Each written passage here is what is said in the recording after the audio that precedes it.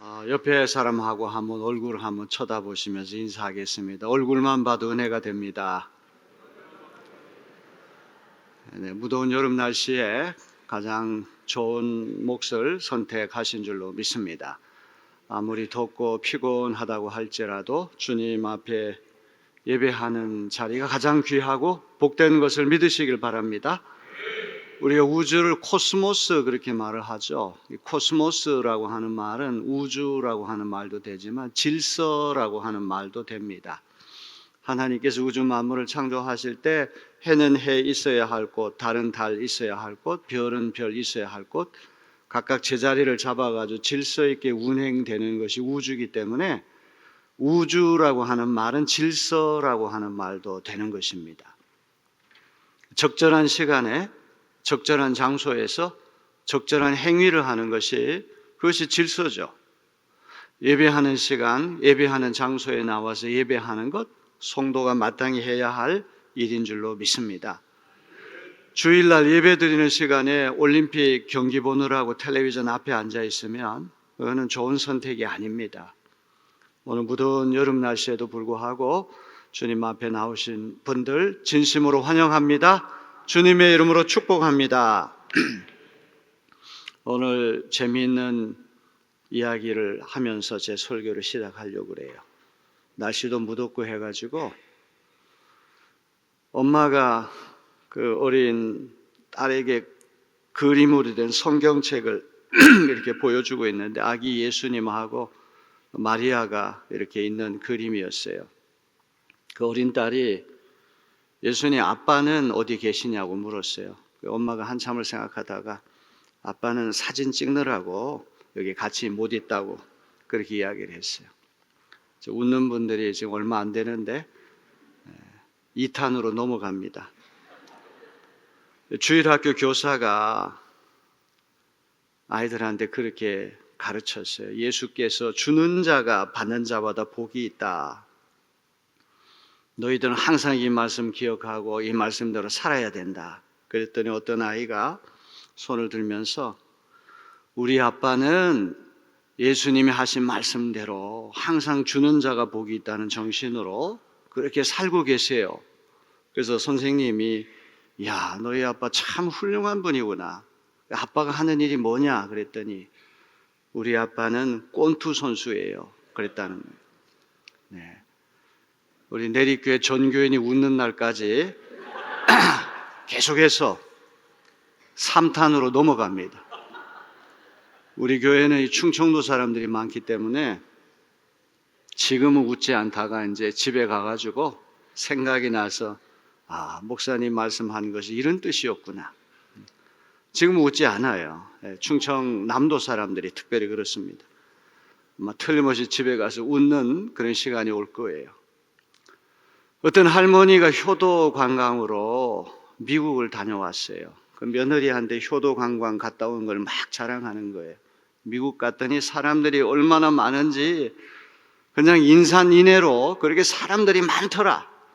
그리고 또 어떤 곳에 갔든지 땅덩어리가 얼마나 넓고 큰지 아주 깜짝 놀랐다. 그래서 며느리가 어머니 사람들이 많은 곳은 어디였어요? 그랬더니 디즐랜드 그랬다는 거예요. 디즈니랜드가 디즐랜드야. 그러면 그렇게 땅덩어리가 넓고 아주 대단한 곳은 어디였어요? 그랬더니 근현도 개년 그랬다는 거예요. 3탄은 조금 효과가 있는 것 같아요. 그랜드 캐년을 이제 발음을 어떻게 하다 보니까 그렇게 됐다는 이야기입니다. 내리 교인들이 다 웃는 그날까지 앞으로 유머는 계속될 것입니다. 자, 이 야곱이라고 한 사람이 형과 아버지를 차례로 속여가지고 장자권을 빼앗고 아버지의 축복을 빼앗았잖아요.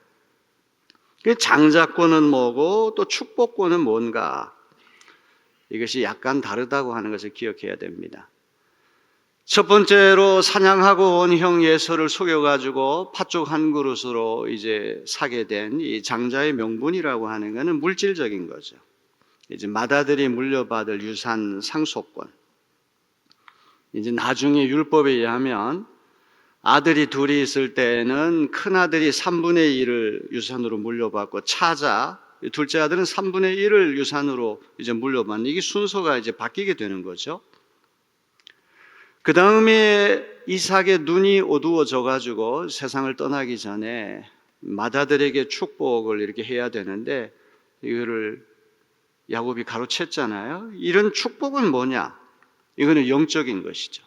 이건 당장 일어나는 것이 아니고 먼 미래에 온 세계 열방 민족과 관련되는 그런 축복이 바로 이 아버지 이삭으로부터 받은 축복이거든요.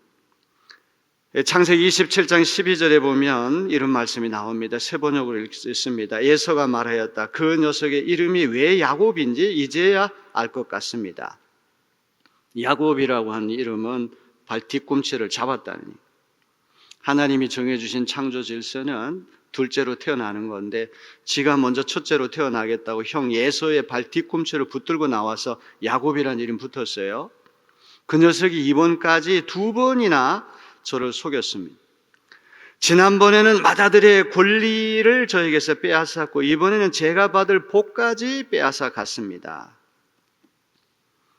첫 번째 장자의 명분이라고 하는 건 유산 상속과 관계된 물질의 복이라고 한다면 아버지가 세상을 떠나기 전에 전심전력을 다 해가지고 야곱을 축복했더니 축복이라고 하는 건 영적인 축복이고 당장 일어나지 않지만 먼 미래에 이스라엘 민족, 세계 민족 전체와 관련돼서 일어날 엄청난 복을 이야기하는 것입니다. 창세기 12장 2절로부터 3절에 하나님께서 아브라함에게 이런 약속을 주십니다. 내가 너로 큰 민족을 이루고 내게 복을 주어 내 이름을 창대하게 하리니 너는 복이 될지라. 너를 축복하는 자에게는 내가 복을 내리고 너를 저주하는 자에게는 내가 저주하리니 땅의 모든 족속이 너로 말미암아 복을 얻을 것이라 하신지라. 저는 우리 내리교인들이 이런 복을 누리는 교인들이 되었으면 좋겠어요. 어느 곳에 가든지 여러분이 축복의 통로가 됐으면 좋겠어요. 집안에 아주 심덕이 고운 며느리 한 사람이 들어오면 복덩어리가 굴러 들어왔다 이런 이야기를 하지 않습니까? 그 가정이 갑자기 활기를 띠고 가정이 복을 받는 그런 역사가 일어나는데 여러분도 어느 곳에 가든지 하나님이 존귀하게 쓰실 수 있는 축복의 통로들이 다 되시길 바랍니다. 야곱이 에서를 속여가지고 이렇게 두 가지를 탈취를 했는데 그럼 한꺼번에 이제 모든 것이 바뀌어야 되잖아요. 근데 정반대 현상이 일어나는 겁니다. 야곱이 하루아침에 잘 되는 것이 아니라 숱한 난관과 시련과 역경을 거치게 됩니다. 장자권과 축복을 빼앗았다고 해서 에서에게 당장 불이익이 생긴 것이 아니에요. 에서가 갑자기 가난해졌습니까? 아닙니다. 물질적으로 탄탄합니다. 나중에 야곱이 귀향할 때 사병, 군사를 400명을 거느렸다는 사실로 볼 때 에서는 굉장히 부유한 사람이고 세력도 만만치 않은 사람입니다. 에돔 족속의 조상이 됐는데 나중에 이 에돔 왕국이 야곱의 후손인 이스라엘보다 더 강성했다는 기록이 나오거든요. 야곱이 에서의 복을 가로챘다고 해서 하루아침에 에서가 몰락하고 하루아침에 야곱이 승승장구하는 것이 절대로 아닙니다. 반대 현상이 나타났습니다. 에서가 야곱이 자기를 속였다는 것 때문에 길길이 날때입니다. 내 저놈을 내 손으로 죽이고야 말겠다. 그래가지고 어머니가 이 사실을 알고는 친정집 이 부엘세바에서 하란까지가 850km 떨어졌는데 850km 떨어진 친정집으로 피신을 시키게 됩니다. 그래서 20년 동안을 어머니 얼굴을 보지 못하고 타건객지에서 온갖 고생을 다 합니다. 근데 에서는 부모님 모시고 부모님과 함께 잘 있거든요. 우리가 야곱이 받은 복이라고 하는 것은 현세적이고 물질적인 것만이 전부가 아니라는 거 꼭 기억해야 됩니다. 20년 동안 외삼촌 집에 가가지고 가진 고난을 다 겪어야 됐고 아내를 내뒀고 자녀들을 12남 1녀를 얻었는데 이 가정 분란이 일어나 가지고 그냥 풍비박산이 될 정도였습니다. 야곱이 받은 복이라고 하는 것은 영적인 복이고 미래적인 복이고 온 세상을 위한 복이고 이스라엘 민족을 위한 복이고 열방을 위한 복이다. 이것을 1차적으로 우리가 기억을 해야 됩니다. 자, 야곱의 일생을 놓고 볼 때 오늘 봉독한 이 사닥다리 꿈, 이 베델 처음이라고 하는 것은 그의 머나먼 순례길의 출발점이 될 뿐만 아니라 항상 무슨 일이 있을 때마다 되돌아와야 할 기준점이 된다고 하는 것이 대단히 중요합니다. 어머니 리브가가 에서가 동생을 죽이려고 하는 것을 알고 갑자기 친정집으로 보내면 의심을 살 것 같으니까 가나안 땅에서는 우리 며느리 구하기 싫다. 그래서 내 고향인 하란에 가서 이제 신부감을 구해와야 된다. 이렇게 이야기를 하죠. 어리석은 이삭이 이 리브가의 말을 듣고는 신부감을 구하러 간다고 하는 야곱을 위해 축복까지 해주잖아요. 지난번의 축복보다도 더 아주 귀한 축복을 창세기 28장 3절로부터 4절에 그렇게 축복을 해줍니다. 어머니의 슬기 덕분에 아버지의 축복을 받으면서 신부감을 찾아서 850km 떨어진 부엘세바에서 하란까지 가는 그런 모양새가 됐습니다. 850km라고 그러면 걸어가지고 갈 때 한 달 이상 걸리는 대단히 먼 거리입니다. 근데 창세기 말씀을 자세히 읽어보게 되면 야곱이 이렇게 출발할 때 고향을 떠나가지고 하란으로 갈 때는 해가 떨어지고 고향으로 돌아올 때 야뽕 나루터에서 천사와 밤새도록 씨름한 다음에 해가 떠요. 저녁과 아침이라고 하는 거 상당히 성경이 우리에게 일러주는 중요한 상징이 아닌가 싶어요. 야곱의 모험이 밤에 시작되었다는 것은 그가 가야 할 길이 몹시 고달플 것이다. 이걸 암시하는 것이죠. 하지만 야뽕 나루터에서 이제 귀향해가지고 하나님의 천사와 밤새 씨름한 다음에는 브니엘, 하나님의 얼굴이라고 하는 그 장소, 하나님의 얼굴을 배웠다고 생각해서 그 장소를 브니엘에 정했는데 그 브니엘에서는 해가 동토온 아침이 되었다는 거예요. 우리 인생에도 절망의 그림자가 드리우고 낙심이 되고 포기가 되고 하는 일마다 잘 안 되는 어두운 밤이 찾아올 때가 있어요. 영혼의 밤이 찾아올 때가 있어요. 그러나 우리가 하나님을 신뢰하고 하나님 안에 있게 되면 반드시 희망의 아침이 동토온다는 사실을 믿으시길 바랍니다. 그래서 동굴하고 터널이라고 하는 게 있는데 다 어두컴컴하고 답답하기는 마찬가지인데 동굴은 출구가 없지만 터널은 아무리 멀고 길고 지루해도 반드시 빠져나오는 출구가 있지 않습니까? 요즘에 어디 가게 되면 아주 이 터널이 굉장히 긴 터널이 있어요. 엄청나게 긴 터널이 있어요. 이 폐소 공포증이라고 그러나요? 이런 공포증이 있는 사람은 갑자기 두려움이 생길 정도로 그렇게 아주 긴 터널이 있지만 동굴과 달리 터널은 빠져나오는 출구가 있다는 것입니다. 야곱의 출발점은 밤에 시작이 되지만 그가 귀향할 때는 찬란한 동이 터오는 아침이었다고 하는 것, 이 성경이 우리에게 일러주는 아주 중요한 것입니다. 오늘 우리가 정말 쫓겨가는 그러한 밤이라고 할지라도 브니엘의 아침이 동토온다는 사실을 잊지 말고 소망을 품는 우리가 되어야 할 줄로 믿습니다. 이제 뒤늦게 예서가 동생 도망갔다는 사실을 알고는 추격해 올 거 아닙니까? 저는 멀리 가기 전에 내가 붙들어 가지고 어떻게든지 복수해야 되겠다, 일을 갈 거 아닙니까? 그러니까 이른 새벽부터 걸음아 나 살려라 전속력으로 뛰고 또 뛰다가 칠흑 같은 밤이 찾아왔어요. 민가에 몸을 의탁해가지고 잠을 청해야 되는데 예수가 추격해 와가지고 마을을 샅샅이 수색을 해가지고 발각이 되면 안 되잖아요. 그러니까 할 수 없이 들판에서 잠을 청하게 된 것입니다. 풍찬 노숙이라고 하는 말 하잖아요. 풍찬 노숙.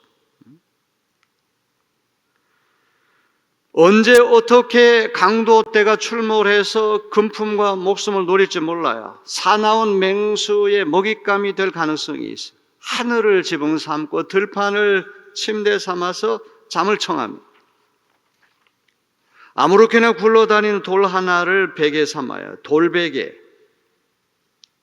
참 아름다운 말이에요. 돌베개. 출판사 이름이 돌베개 출판사가 있고 기독교적인 그런 세계관을 가진 사람이 이 돌베개라고 하는 게 아주 중요한 메타포예요.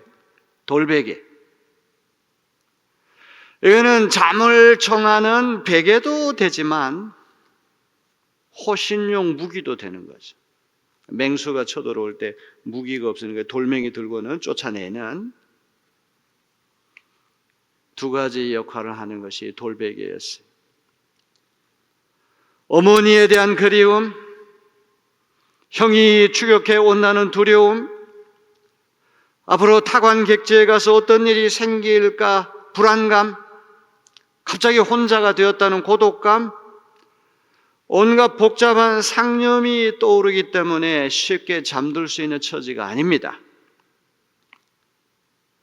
이 팔레스타인 땅은 낮에는 뜨겁고 밤에는 기온이 갑자기 떨어지거든요. 일교차가 심하기 때문에 이불도 없이 들판에서 잠을 잘 때는 얼마나 춥겠습니까?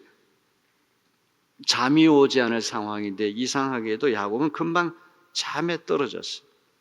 아마 그동안의 일련의 과정이 아주 힘들었기 때문에 갑자기 피로가 밀려와가지고 이게 잠이 든 것 같습니다. 그런데 놀라운 것은 이 잠이 들었을 때 하나님께서 그에게 꿈을 통해 계시를 주십니다. 이 영몽이라는 거죠.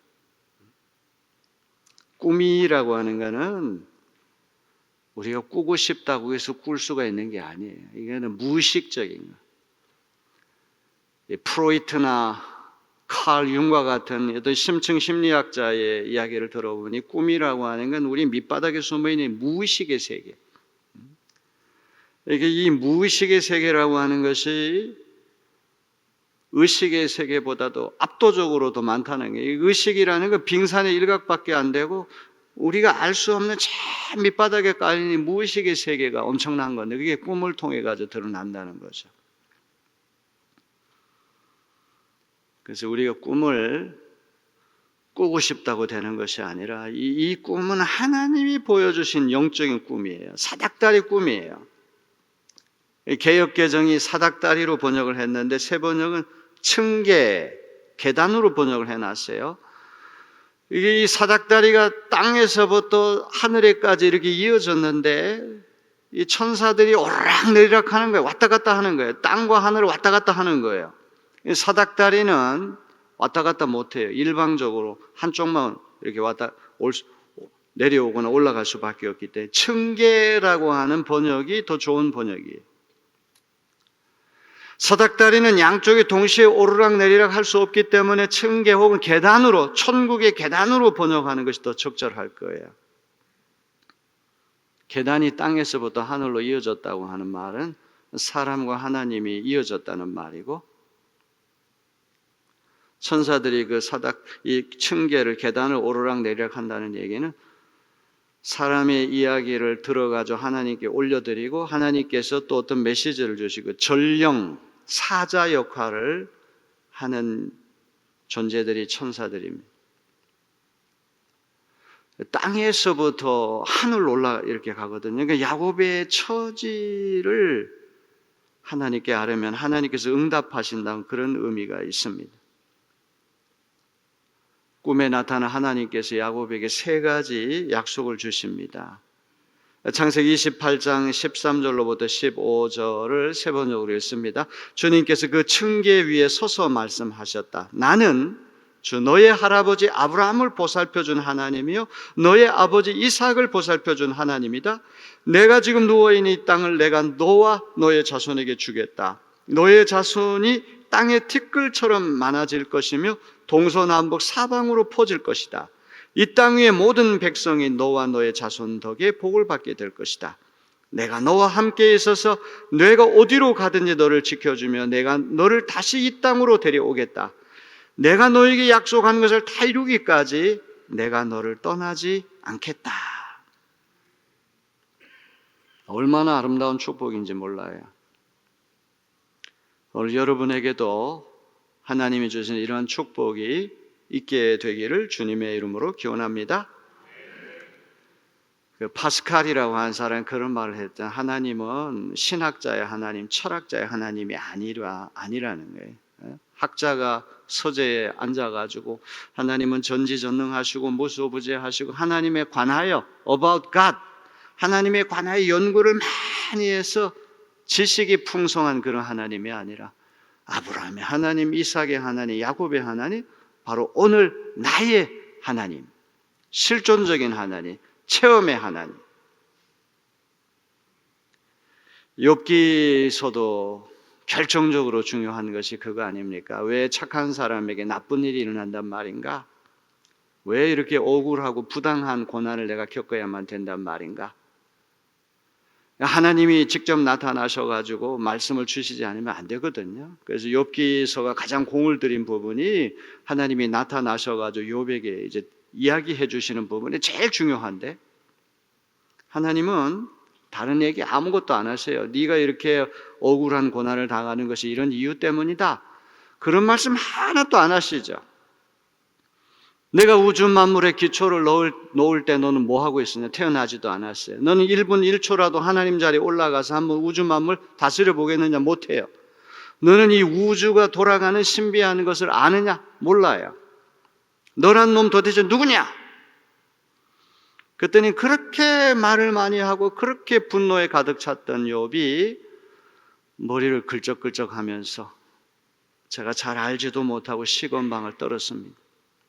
욥기서가 하려고 하는 아주 중요한 과제가 인간 중심의 세계관을 전복시키는, 그건 다 네 생각이지 하나님의 생각은 너의 생각과 다르다는 거죠. 그랬더니 욥이 머리를 긁적긁적하면서 뭐라고 얘기를 합니까? 그동안에 하나님에 관하여 간접적으로 듣기만 했는데 이제는 제가 직접 주님을 눈으로 뵙습니다. 참으로 놀라운 고백이에요. 우리 내리교인들이 하나님에 관하여 많이 듣는 것도 중요하지만 이런 간접적인 어떤 지식에서 오는 믿음이 아니라, 신앙은 지적 승인이 아니라 체험이 아닙니까?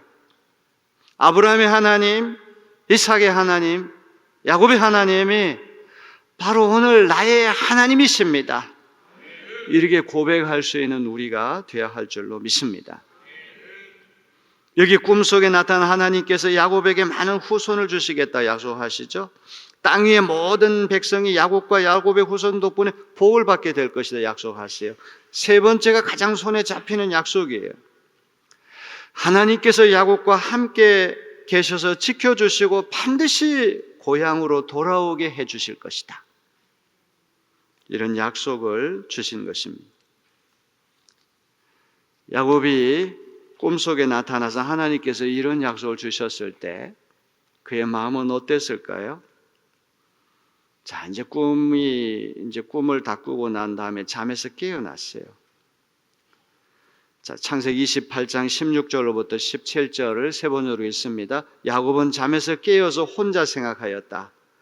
주님께서 분명히 이곳에도 계시는데도 내가 미처 그것을 몰랐구나.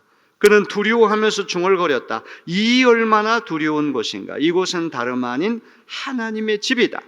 여기가 바로 하늘로 들어가는 문이다. 놀라운 발견입니다. 탄성을 지릅니다.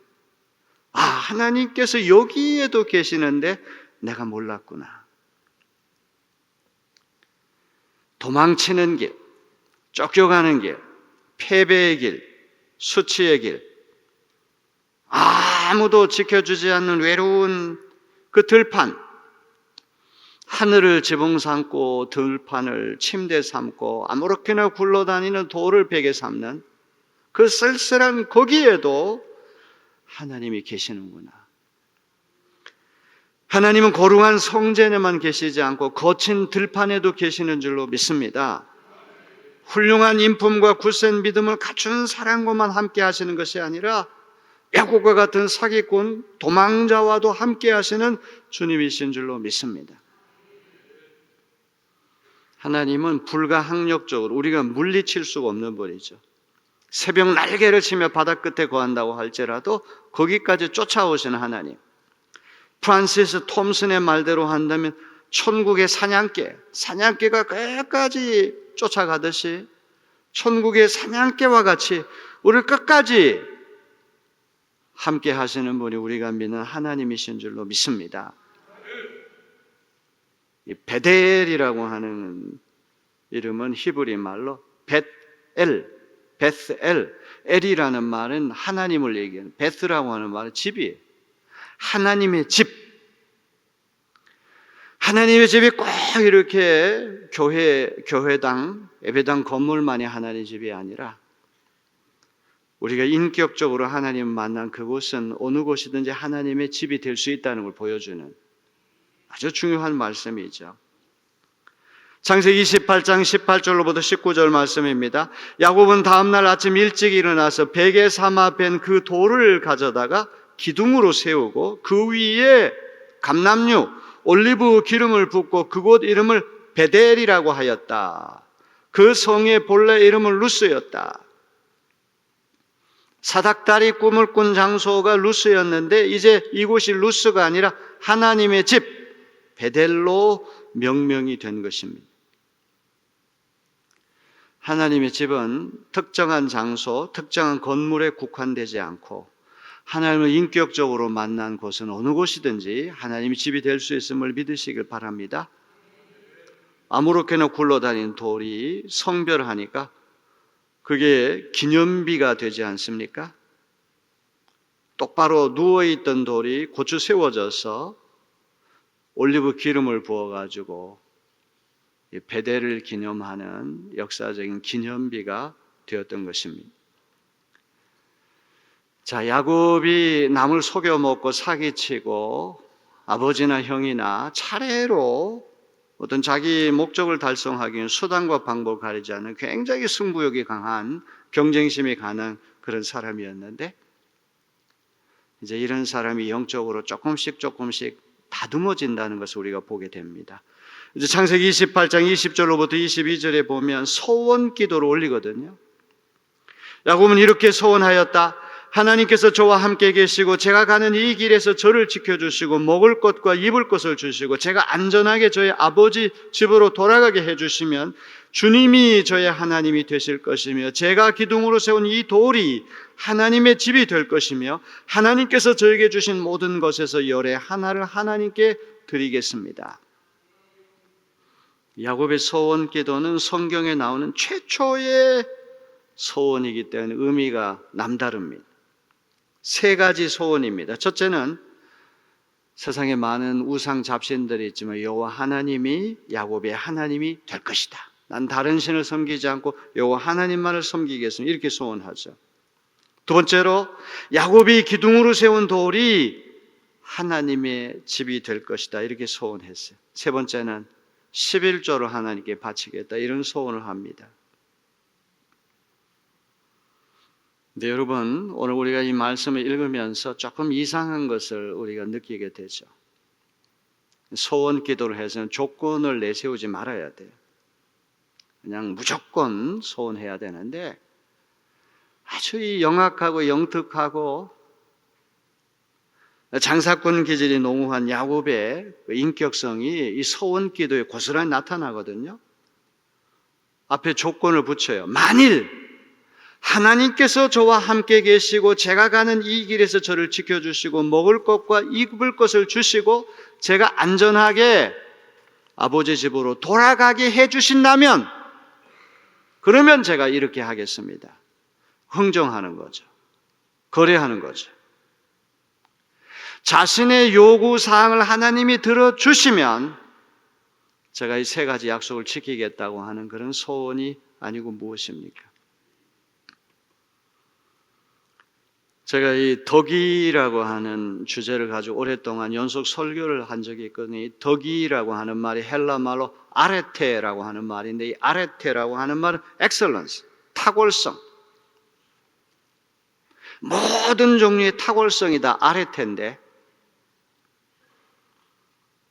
피아노를 잘 치는 그런 어린아이가 있었는데 계속 연습을 하다 보니까 이제 나중에는 베토벤, 바하 이런 사람 악보도 없이 그냥 눈 감고도 잘 칠 정도가 되는, 피아노 잘 치는 게 그 사람의 아레테예요. 이번에 우리 올림픽 경기하면서 그 클라이밍가 하는 아주 재미있는 경기, 그 벽 타고 올라가는 거, 옛날에는 없었던 그런 건데 참 너무 재미있더라고요. 그 손으로 고기를 어떻게 붙들고 올라가는지, 어려서부터 그걸 잘하면 그 클라이밍 하는 게 아레테가 되는 거예요. 근데 이 덕이라고 하는 게 우리 인격성이고 도덕성이라고 한다면, 정직이라고 하는 것이 우리의 미덕이라고 한다면, 이거는 정직한 것이 옳다는 생각, 정직해서 다른 사람의 유익을 준다는 생각, 어떤 도덕적인 추론을 하면서 정직한 행위를 계속해서 반복해서 하다 보니까 하나의 습성이 되고 내 인격의 일부가 되는 거예요.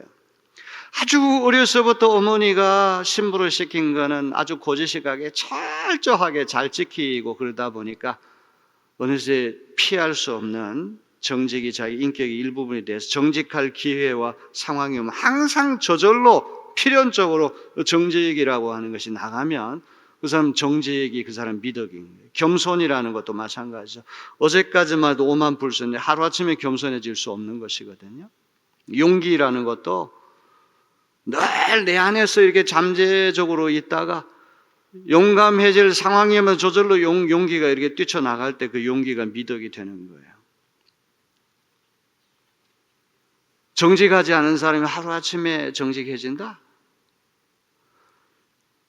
그 아리스토텔레스가 쓴 니코마코스 윤리학이라는 책을 보게 되면 그거는 미덕이 아니라 변덕이다. 제비 한 마리가 온다고 해서 봄이 찾아오는 건 아니다. 유명한 말을 하죠. 야곱이 베델 체험을 했다고 해서 하루아침에 아주 좋은 사람, 천사가 되는 게 절대 아니란 말이에요. 어떤 사람도 하루아침에 급변하기는 어려운 거예요. 그래서 여러분, 물론 하나님이 하시는 일은 사도 바울과 같이 하루아침에 180도 변화시키는 사람도 있지만, 인간이라고 하는 건, 기질과 천성이라고 하는 것은 쉽게 변화되지 않는 거예요. 제 아무리 신비한 꿈을 꾸고 기막힌 은혜 체험을 한다고 할지라도 한 사람의 타고난 천성과 기질은 바뀌지 않습니다. 형과 아버지를 비롯한 주변 사람들을 차례로 속이고, 이제 20년 외삼촌 집에 가서 외삼촌을 속여가지고 그 재산을 다 자기 것으로 만들고, 나중에 가면 형 예서가 군사 400명을 이끌고 야곱 일가족을 다 죽이겠다고 오니까 먼저 예물을 미리 보내가지고 형의 심기를 좀 누그러뜨리려고 그러고, 또 이 형을 맞는 방법도 덜 사랑하는 사람들을 맨 앞쪽에 배치를 하는 거예요.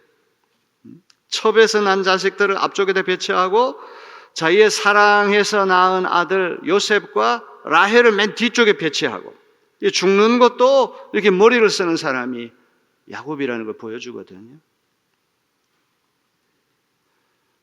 이 소원 기도는 조건 없이 무조건 한다고 그래야 되는데, 이렇게 하나님이 나한테 해주시면 내가 이렇게 하겠다고. 이건 거래고 딜이에요. 이건 흥정이 되는 거예요. 그러나 첫술에 배부르랴, 로마는 하루아침에 이루어지지 않았다라는 속담이 있는 것처럼 하나님은 이런 야곱을 어여삐 여기시는 줄로 믿습니다. 앞으로 조금씩 더 하나님의 사람으로 다듬어져 가는 거, 하나님 그걸 기뻐하시는 거예요. 어린 자녀가 아빠, 앞으로 내가 돈 많이 벌면 맛있는 거 많이 사주고 옷도 사들고 효도 많이 할게 약속해요. 그 약속이 공수표로 돌아간다고 할지라도 말하는 것 때문에 감동을 받는 거 아닙니까? 야곱의 소원이 얼마나 많은 시간이 흘러야 실현되지 알 수 없지만 하나님은 이렇게 조금씩 변화되는 야곱을 귀하게 여기시고 그 야곱이 자기 힘으로 될 수 없는 어떤 한계 상황, 절망, 그 상황에서 하나님께 울부짖고 하나님의 은혜를 경험하는 그런 영적인 모험, 순례길에 우리도 다 함께 동참하는 하나님의 자녀들 되시기를 주님의 이름으로 축원합니다.